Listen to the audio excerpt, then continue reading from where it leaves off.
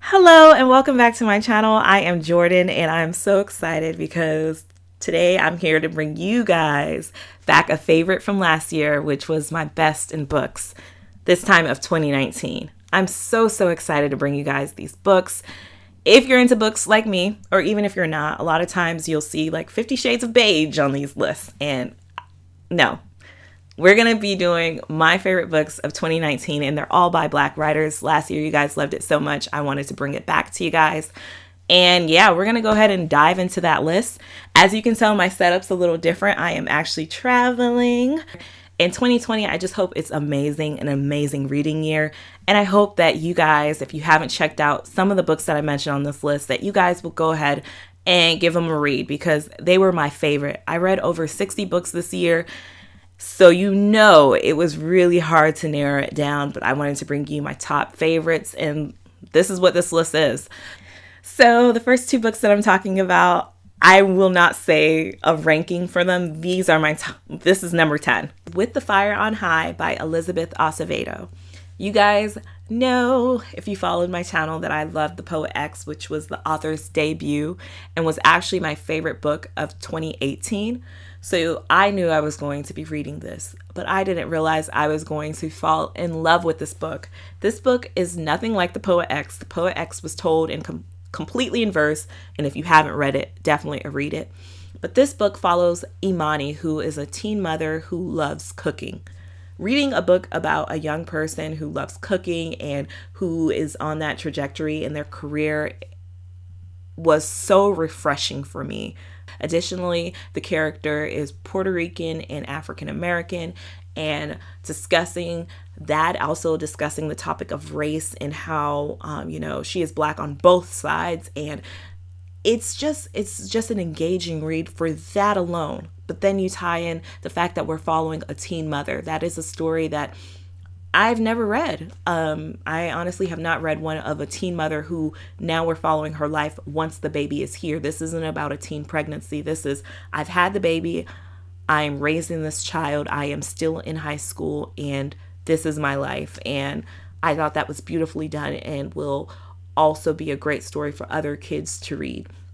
It shows a supportive system from her abuela, her grandmother, to her friends, to her advisor in school, some of the adults who are pushing her and who are encouraging her to go after her dreams and her passions. You know, there's a culinary arts program that is introduced in the school, and we're following her struggle of, one, should she take this, should she try this program out, knowing the responsibilities that she has as a teen mother.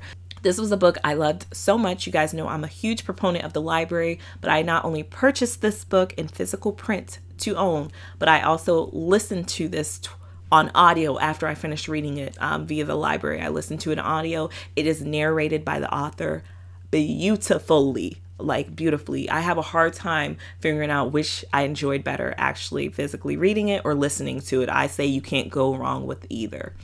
Definitely read this, pick this up if you haven't. Coming in at number 10, again, tied at number 10, is Heavy by Keith Lehman. This is a memoir. This is one that I listened to on audio, and I recommend listening to it on audio as well, especially if you like audiobooks. This is also narrated by the author, which for memoirs, I feel gives it a very personal touch. The memoir, though, really fits with the title Heavy. This is a heavy story. Although this is Keith's life, this surrounds his struggle with addiction as well as a semi-toxic and abusive relationship that he has with his mother. This discussed so many different topics of what it's like to be physically heavy, to be a physically heavy Black person, and to be a man in America, a Black man in America. And it touches on so many different aspects on being taught to lie, on little things that, you know, that are ingrained in you as a child, and how those wounds or those lessons are things that you carry with you throughout adulthood, and how a lot of times, you know, things are just not talked about, and that kind of festers within you to create a heaviness, essentially. This book was one that just touched me so deeply, and I cannot imagine somebody who listens or reads this who cannot connect with this in one way or another, even if it's not your story. It does all of this but it does it in such a candid way where at some points it's almost uncomfortable, because it's like, when have I ever been this honest? And it challenges you to really, really reflect on your life and to really, truly look at your life and all the pieces and all of the shame that you carry, and to kind of peel those layers back. It's almost healing reading his story or listening to his story. And what I really appreciated even more so was his mother. After I finished this, I read the letter that she wrote to Keith. And it's very interesting to think of, when you have your truth, you have all these characters, real people that are in your life, who are all experiencing this life at the same time, but in a different way, in a different perspective. And to acknowledge or to recognize the impact that either your traumas have had on their life or vice versa is just very interesting. This was a book that I definitely think would be hard for someone to not connect to or to appreciate. Coming in at number 9 is The Stars and the Blackness Between Them by Janata Petrus. This book, you already see the cheese on my face, so you already know that this book brought me immense joy and just love. This book is follows two young girls, one in Minneapolis, one in Trinidad, both of them who have their own struggles that they're facing, their own hardships. But somehow their worlds collide, which we get to find and follow that journey, and it is beautiful. It shows the healing power of love and support, and it is just amazing. It ties in astrology and Whitney Houston references and all this Black girl beauty, joy, love, pureness, and support. All of that in one book. It just makes you feel like you are in a comfortable, loving embrace while you're reading this. That's what it feels like. It feels like you're in a loving embrace while you're reading this. I have a standalone review about how much I loved this book and how much this book was just something that it was beautiful. I can't believe that teenage girls or young people are able to read these books or have these books readily available to them. This actually is a book that is within my library. That in itself shows how far that we have come, but how far we have yet to go, because I want books like this accessible to everyone. But I am rambling, but that book was just ethereal. It was beautiful and magnificent and amazing. So definitely read that one. If you haven't, read it. Coming in at number 8 is Just Mercy. This was released actually in 2014, but I just read the book this year. This book was amazing. This is nonfiction. This is essentially Bryan Stevenson's memoir. He is the lawyer who has represented tons and tons of individuals who have been on death row, many who have been found innocent after the fact. Some who unfortunately actually, were murdered via, well, I call it murder, but via, the death penalty. Bryan Stevenson, the story follows what it's like for him as a lawyer representing these marginalized individuals, as well as he really advocates for teens and children who actually are on death row and all of the things that he has accomplished. I've seen TED Talks. Last year I read The Sun Does Shine by Anthony Ray Hinton, which he was represented by Bryan Stevenson. And that is essentially what made me want to read this book. This was even better than The Sun Does Shine to me. Like, this touched on so many different aspects from so many different perspectives to represent someone who's on death row, the different cases that he has followed, why he got into law, his upbringing, what it's like for him as a Black man, what it's like for him as a Black man who's a lawyer, and, the prejudice that he receives as well. So it was very interesting. It was a very good case against, the death penalty, in my opinion, as well as I'm just like, man, it inspires me to really want to do something impactful, like with my life. Granted, that is his calling, but it really makes you wonder, like, what exactly is your impact and what are you doing to impact the lives of others? Because that in return also impacts your life. But I'm getting on a whole blurb. Clearly, I love this book. I also see that Just Mercy, the title, is actually being turned into a film, but that is actually following The Sun Does Shine, Anthony Ray Hinton's story, but Bryan Stevenson is represented in that movie. I don't know how that movie will come out, but I definitely recommend the book. I say read that book. Read it, recommend it. It was really, really, really good. Yeah. Coming in at number 7 is The AI Who Loved Me by Alyssa Cole. You guys know I love Alyssa Cole. I got on that Alyssa Cole bandwagon this year. At January, I started off my year right with Alyssa Cole, and I'm so glad. If you haven't read her books, read her books, especially the Reluctant Royal series. Love that. A Princess in Theory was my first book by the author, and honestly, if I had a top 15, that would be in it. Anyways, this is about the AI who loved me. This book is everything that I have wanted in a book. It is a book of science fiction and romance. Like, how can a book be so perfect? And it's hilarious. Like, the book is so comical. This was released exclusively on audio via Audible. But the author did say that one is coming in print, or at least via ebook, so look out for that. But I actually recommend the audiobook because the audiobook was perfection. It is narrated by Regina Hall, who is hilarious in her own right. And the story is just so good, and it's so funny, and you're just there. And I listened to this twice because I love the book that much. And when it comes out on ebook, I will read it.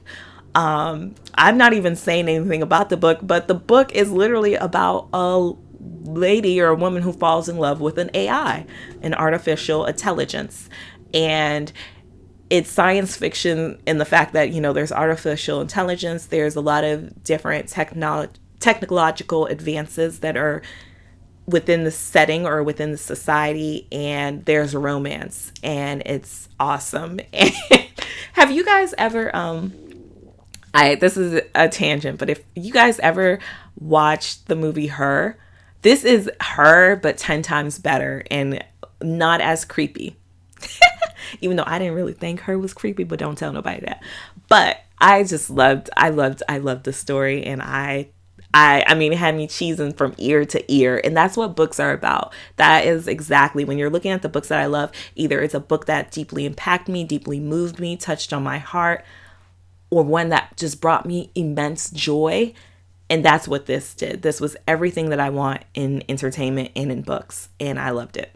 Coming in at number 6 is The Nickel Boys by Colson Whitehead. I absolutely love this book. This book was historical fiction, where I just talked about a book that brought me immense joy. This one was heart-wrenching, like heartbreaking. It is historical fiction. It's based on a true reform school in Florida, and it follows 2 young boys who were within that reform school and the atrocities that they faced. It was a segregated reform school, and all of the abuse and torment, and also just the unfortunate events that led to these boys being within this reform school literally broke my little heart apart. But the writing was done in such a way where you are really getting to know these individual characters. In the way the book starts out, you have no idea where this book is going, and by the end of the book, Colson Whitehead literally took you on a crazy journey, but told the stories of many by telling the stories of these 2 boys. It was a book that just deeply impacted me and deeply touched me and had me thinking. I still think about those boys. Like, I still think about them. Like, it's something that was imprinted on my heart, and I don't think will leave. This is one that I love so much. I not only did a standalone review, this was one that Dwayne actually read as well, and we did a podcast discussion about. So definitely check those out if you have read it or if you're still on the fence. I am now in my top five. This next book is probably the book that brought me the most joy, period, this year. Like, all around joy. This is The Opposite of Always by Justin A. Reynolds. This was another debut. I actually didn't hear that much about this book, and I was very upset. But, you know, this is one of those where I loved this story so much. I thought it was so beautiful. It may not be for everybody, but I felt so much joy. I talked about this, but I couldn't put this book down, and I literally finished it on a plane, and I air clapped when I was done. Like, that's how much beauty that this book brought me. This is another one that after I rented it from the library, I had to purchase to own because I just love the story that much. The Opposite of Always follows a young black boy, a young teen boy who essentially can time travel. That's really the gist of it. He's able to time travel, and he's time traveling to try to save this girl's life who he just met. And it is one of the cutest, quirkiest things. And what I loved about this book is, I said this in my review, but a lot of times when we're having these stories about these young black boys, or these young black girls, it's surrounding some type of trauma. This book didn't have trauma.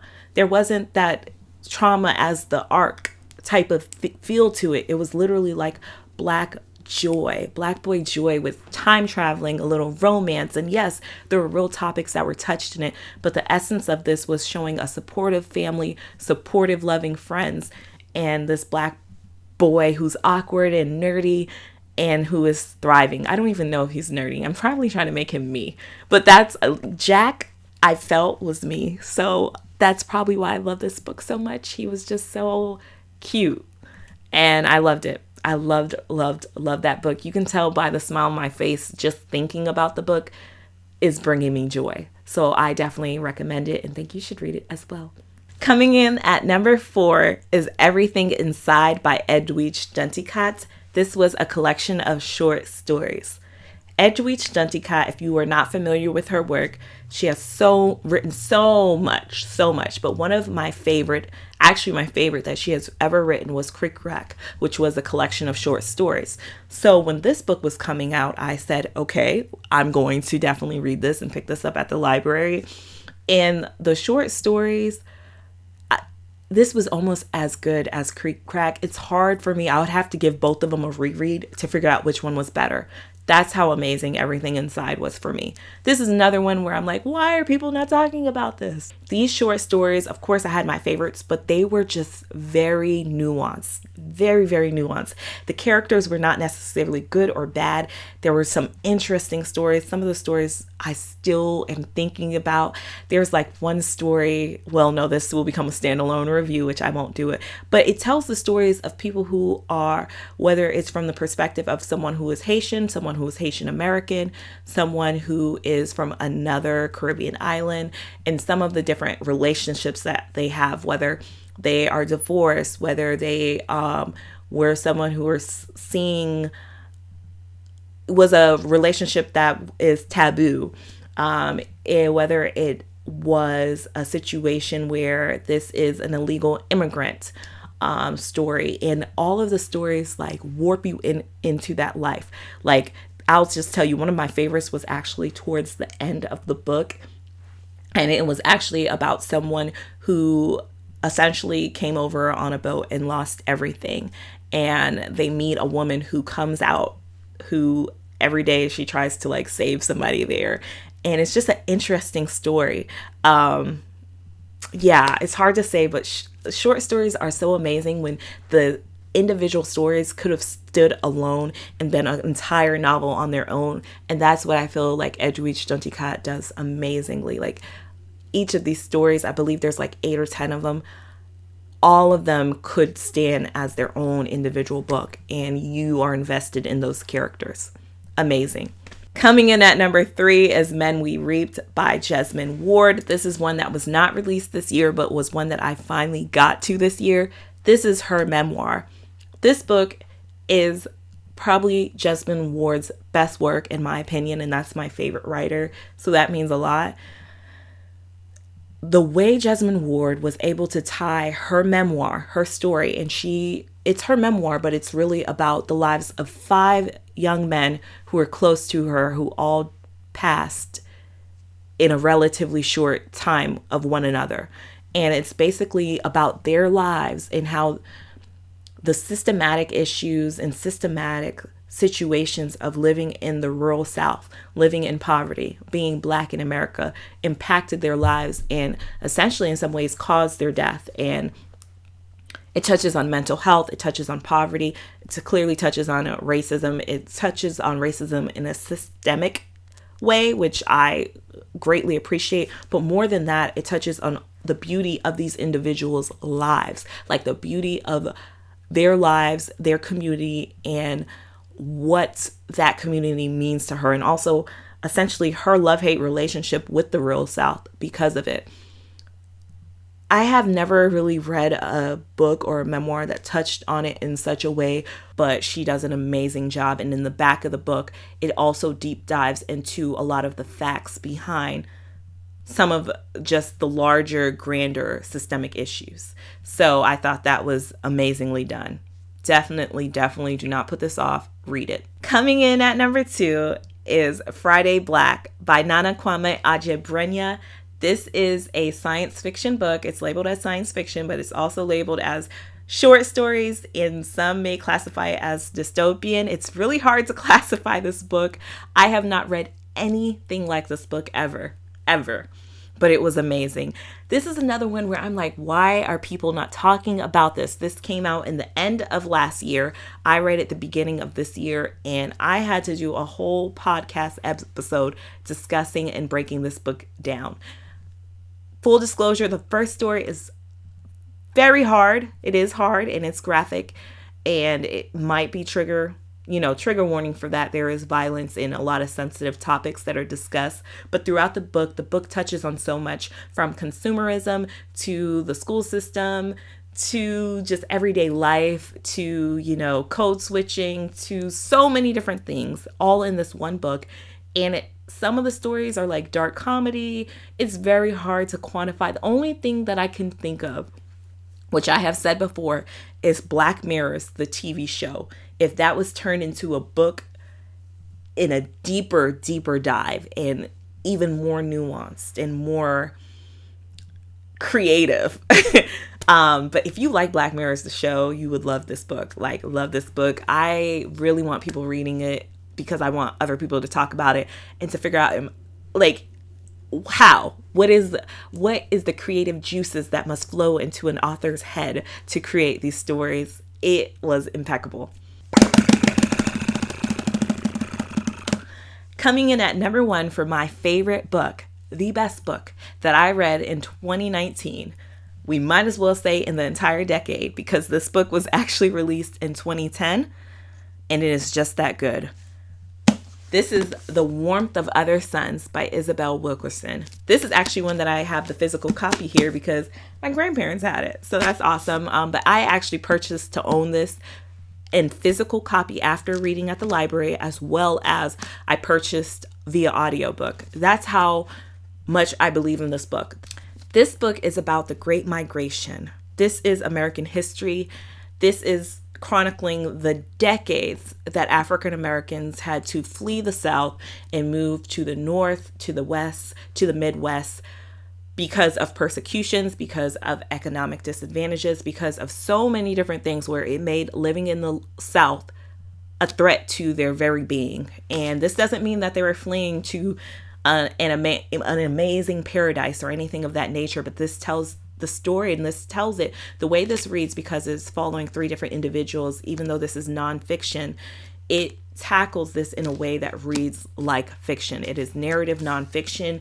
It is a thick book. It is one that I really regret not picking up sooner. The reason why I didn't read it was because it intimidated me by the sheer size of the book.